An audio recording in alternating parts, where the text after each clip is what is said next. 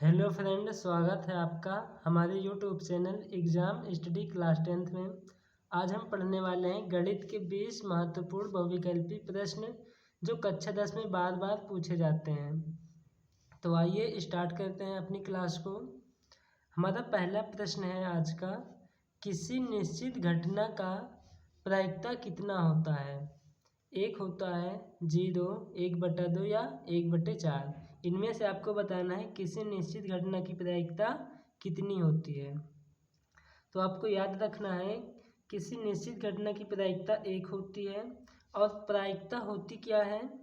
किसी घटना के, लिखिएगा आप भी साथ साथ, किसी घटना के घटने की संभावना को प्रायिकता कहते हैं। किसी घटना के घटने की संभावना को प्रायिकता कहते हैं। अगला प्रश्न देखिए 2 नंबर, संचयी बारंबारता वक्र कहलाता है। संचयी बारंबारता वक्र क्या कहलाता है आपको बताना है। त्वरण, दंडलेख, बारंबारता या फिर इनमें से कोई नहीं। तो संचयी बारंबारता वक्र त्वरण कहलाता है, इसे आपको याद रखना है। अगला प्रश्न देखिए 3 नंबर, किसी घटना का प्रायिकता नहीं होता। यहाँ पे नहीं, ध्यान दीजिएगा, यहाँ पूछ रहा है किसी घटना का प्रायिकता नहीं होता है। तो एक नहीं होता है, 15% नहीं होता है, -10 नहीं होता है, 1/2। इनमें से बताना है आपको कि प्रायिकता किसमें नहीं हो सकती है। एक हमारा निश्चित घटना का प्रायिकता है और 15% में है तो हो सकता है, प्रायिकता हो सकती है। 1/2 हो सकता है। आपको याद रखना है कि माइनस में कभी भी किसी घटना की प्रायिकता नहीं होती है। प्रायिकता 0 से लेकर 1 के बीच में होती है। 0 से लेकर 1 के बीच में होती है। अगला प्रश्न है, वृत्त के क्षेत्रफल का सूत्र क्या होता है? πr², πr³, 3πr या फिर πr। इनमें से आपको बताना है जो वृत्त का क्षेत्रफल होता है, ये हमारा वृत्त होता है, इसका ये पूरा एरिया, इसका क्षेत्रफल कितना होता है। तो आपको याद रखना है πr², वृत्त का क्षेत्रफल πr²। यदि आपका वृत्त की परिधि पूछ ले, वृत्त की परिधि क्या होती है? वृत्त की परिधि होती है 2πr। साथ में आप इसे भी याद रखना। अगला प्रश्न देखिए 5 नंबर, π/2 क्या है? π/2 क्या है? परिमेय संख्या है, अपरिमेय संख्या है,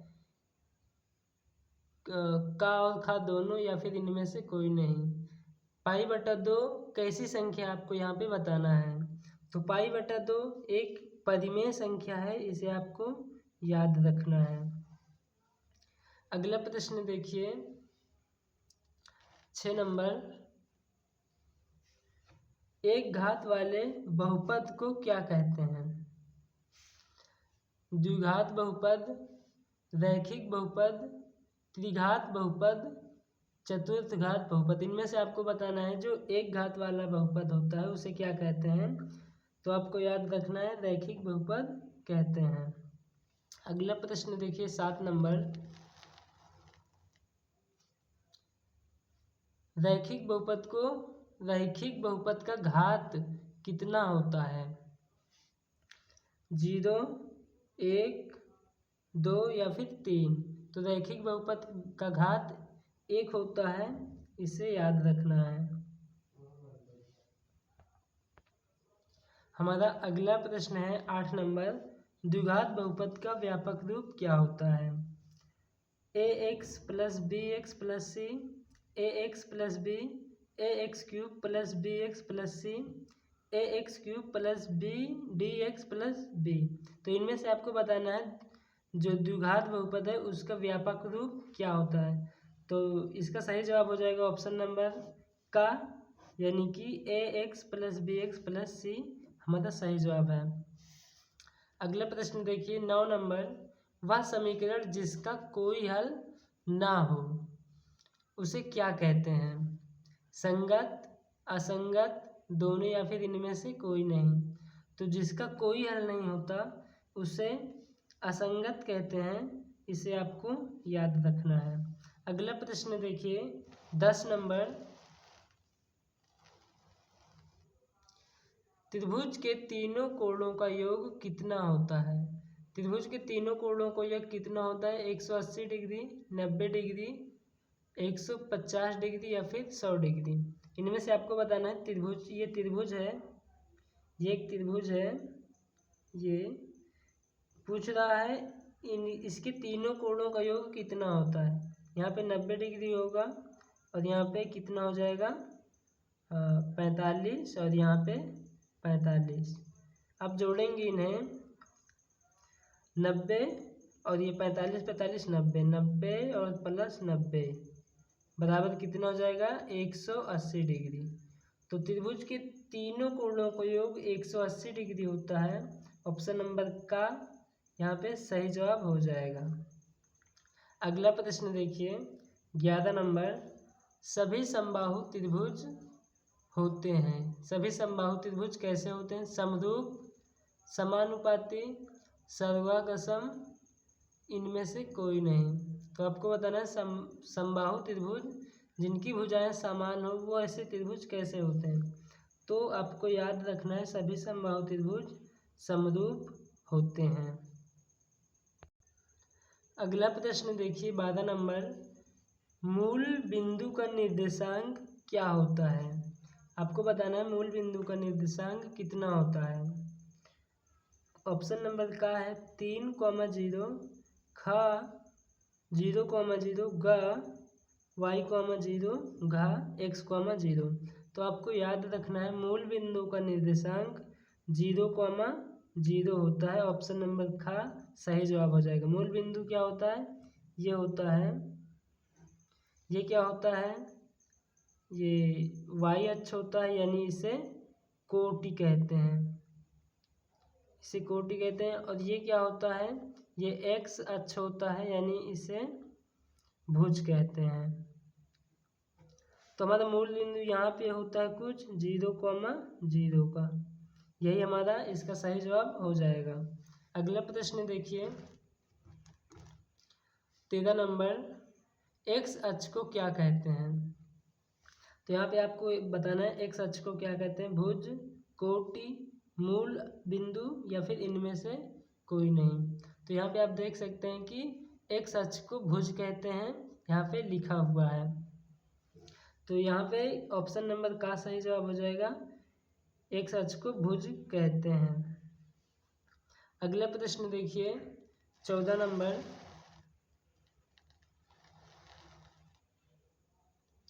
वह 14 नंबर प्रश्न है,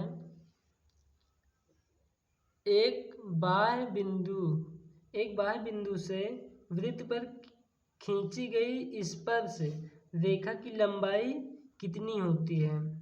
बराबर, बराबर नहीं, कभी बराबर, कभी नहीं, कोई नहीं।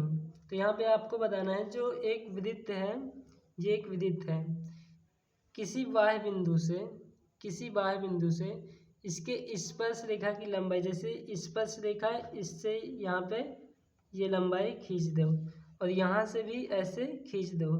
तो इस बिंदु से ये दोनों जो रेखाएं हैं, ये रेखा और ये रेखा, इसकी लंबाई कितनी होती है? तो हमेशा आपको याद रखना है बराबर होती है। ऑप्शन नंबर का सही जवाब हो जाएगा। आप किसी भी बिंदु से यहाँ पे ऐसे खींचकर देख सकते हैं, हमेशा ये लाइनें बराबर आएंगी। अगला प्रश्न देखिए 15 नंबर, वृत्त की जीवा कहलाती है। वृत्त की जीवा क्या कहलाती है आपको बताना है। चाप, चाप कर्ण, व्यास, त्रिज्या। तो वृत्त की जीवा होती है, जैसे ये वृत्त हो गया और ये पूरी यहाँ से यहाँ तक की लाइन हमारी वृत्त की जीवा है। और ये क्या कहलाती है? व्यास कहलाती है, यानी ऑप्शन नंबर ग सही जवाब हो जाएगा।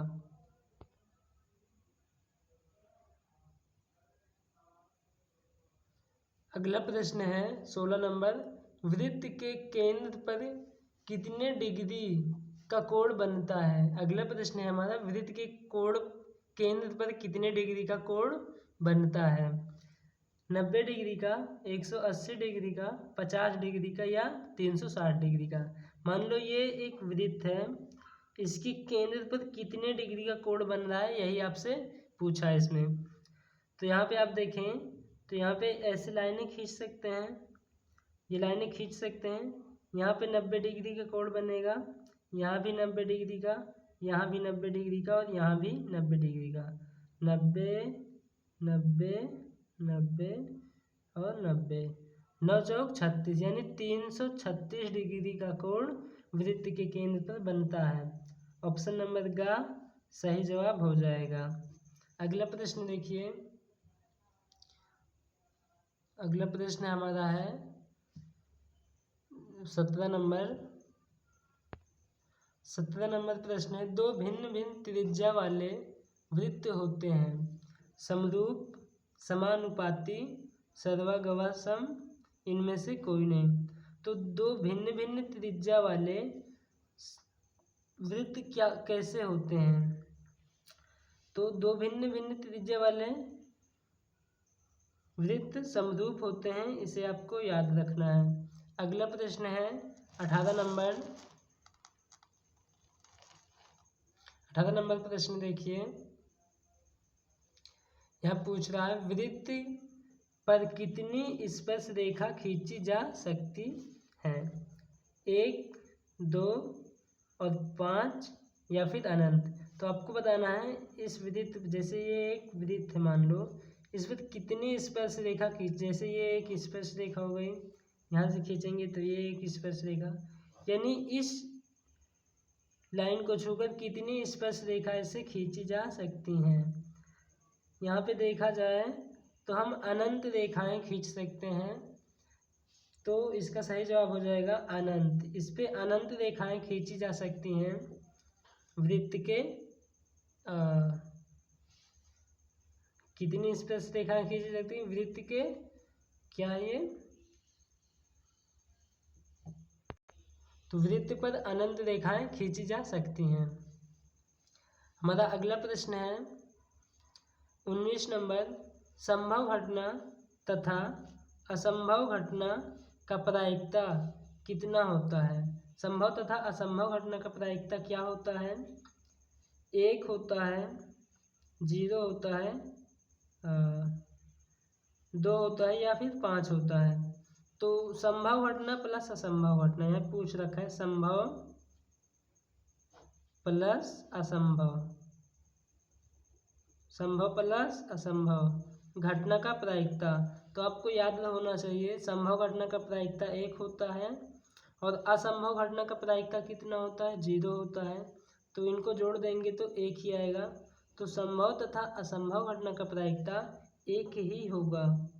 ऑप्शन नंबर का यहाँ पे सही जवाब हो जाएगा। अगला प्रश्न देखिए 20 प्रश्न है, भाज्य बराबर डैश गुणे भाजक प्लस शेषफल। ये एक फार्मूला है, इसे आपको पूरा करना है। तो भाज्य बराबर यहाँ पे क्या आएगा बताना है। इनमें से आपको भाजक, महत्तम समापवर्तक, अभाज्य या लघुत्तम समापवर्तक। तो फार्मूला हमारा होता है भाज्य बराबर भाजक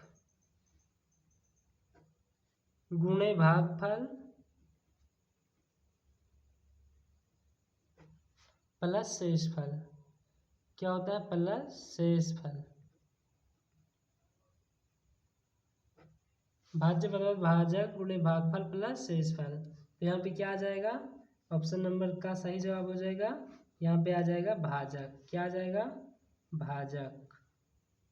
ये इसी सूत्र को आपको याद रखना है। तो वीडियो कैसी लगी दोस्तों, वीडियो अच्छी लगी हो तो लाइक करें, और हमारे चैनल के साथ जुड़ना चाहते हैं तो सब्सक्राइब करें।